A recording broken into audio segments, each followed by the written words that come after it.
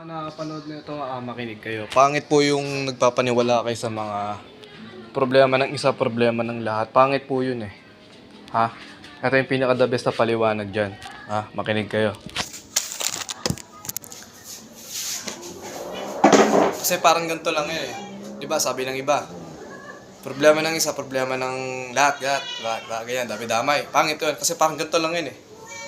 Ibig sabihin, dapat ang shota ko, shota mo rin. May nakaka-relate, di ba? Nagigets nyo? Tsaka ito pa. Ito pa yung pinadabi sa paliwanag example. Pagkain ko, ibig sabihin, pagkain mo rin. Kapal mo naman. Damit ko, dapat damit mo rin. Brief ko, dapat brief mo din.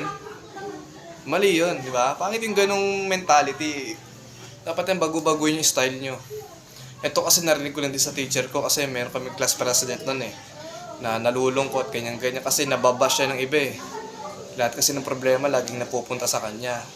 Tsaka sabi ng teacher namin, sa English, dapat daw problema ng isa, problema ng lahat. Pangit yung ganun. Kasi nga, di ba? Para mo nang sinabi na pagkain mo, dapat pagkain ko rin. Shota mo, dapat shota ko rin. Huwag ganun. Di ba? Halimbawa, may utang ka, big sabihin, utang ko rin yun. Huwag naman. Di ba?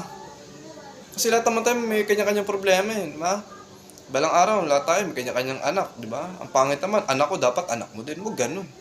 Tang-inang mentality yan. So, yun lang. Sana may nakarelate. Kung wala, edi wala. Tang-ina, karapatan nyo yan eh. Basta ako nagsabi lang ako ng katotohanan. Yun lang yun.